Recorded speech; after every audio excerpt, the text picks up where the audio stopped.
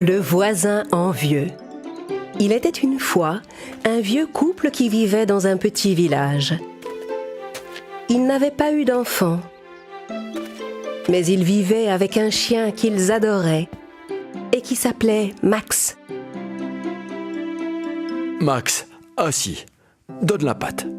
Oui, c'est bien mon chien. Tiens mon grand. Max aimait beaucoup ses maîtres. Un jour, tandis que le vieil homme s'occupait de son jardin, il vit Max creuser la terre frénétiquement.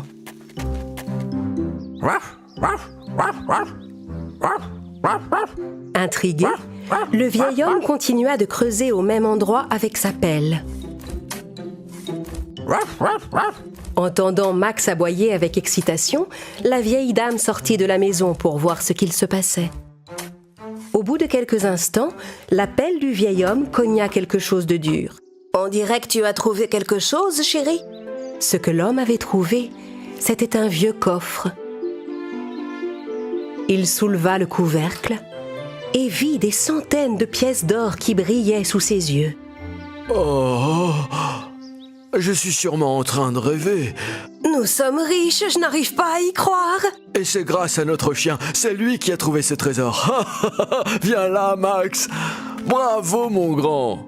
Mais le vieux couple n'avait pas remarqué que le jeune homme qui vivait dans la maison voisine avait vu tout ce qui s'était passé. Un chien capable de déterrer des trésors. Voyons si tu sauras trouver un coffre plein d'or pour moi aussi. La nuit venue, le voisin envieux se faufila chez le vieux couple en passant par la fenêtre.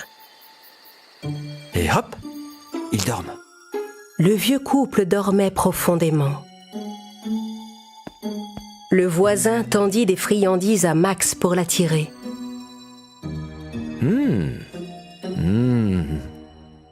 Ah, je te tiens. Il fit sortir Max de la maison en pleine nuit et l'emmena avec lui. Le lendemain, en se réveillant, le vieux couple fut étonné de ne pas trouver Max dans la maison. « Max, viens mon grand! Oh mon chien, où es-tu passé ?» L'homme et la femme sortirent dans le jardin pour chercher Max et le voisin envieux remarqua leur agitation. Bonjour, vous avez perdu votre chien ? Oui, cher voisin, on a cherché partout, mais on ne retrouve pas notre Max. Est-ce que vous l'avez vu ? Oui. Il courait après un chat en direction de la ville ce matin. Le vieux couple courut vers la ville pour chercher le chien. Mais le voisin envieux avait caché l'animal dans sa maison. Et une fois le vieux couple éloigné, il amena le chien dans son jardin. Attaché par une chaîne, Max ne pouvait pas s'échapper.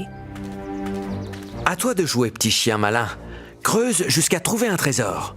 Sinon, tu ne reverras plus jamais tes chers maîtres. Max renifla tristement le sol. Au bout d'un moment, il s'arrêta et se mit à aboyer. Ha! Le voisin comprit que le chien avait trouvé quelque chose et il commença à creuser. Rapidement, il trouva à son tour un coffre au trésor. Ce coffre est encore plus gros que celui de mes voisins. Bon travail, chien malin. Le voisin détacha la chaîne et déposa le chien dans le jardin du vieux couple. Quand ils rentrèrent tristement à la maison, Max aboya joyeusement pour accueillir ses maîtres.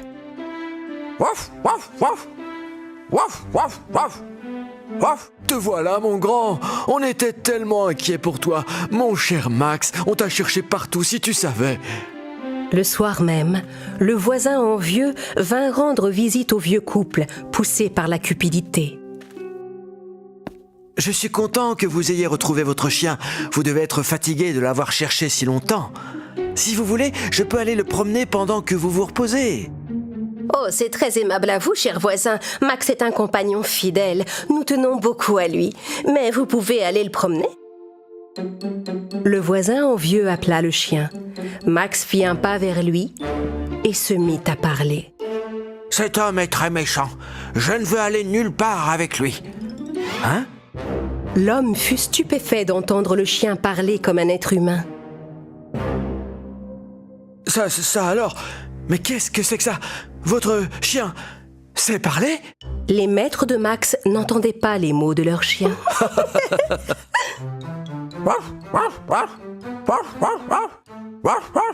Ils ne percevaient que des aboiements. Ils pensèrent que leurs voisins plaisantaient. Si vous appelez ces aboiements des paroles, alors oui, il sait parler. Mais tous les chiens aboient. Pourquoi êtes-vous si surpris? Mais il n'a pas aboyé là, ce n'était pas des aboiements. Il vient de parler comme un humain, je l'ai entendu. C'est peut-être vous qui êtes trop fatigué, cher voisin. Allez vous reposer et repassez le promener une autre fois. Le voisin envieux rentra chez lui, confus. Dès qu'il se réveilla le lendemain matin, il se précipita chez le vieux couple. Je suis désolé pour hier soir, mais j'ai bien dormi. Je me sens mieux. Où est Max? Je suis content que vous vous soyez bien reposé. Viens, Max! Viens, mon grand! Max accourut, et quand il vit le voisin qui s'était mal comporté avec lui, il lui parla à nouveau. Encore ce méchant voisin envieux. Qu'est-ce que vous venez faire ici? Le voisin ne put cacher sa stupeur. Il trembla et se mit à transpirer. Quoi?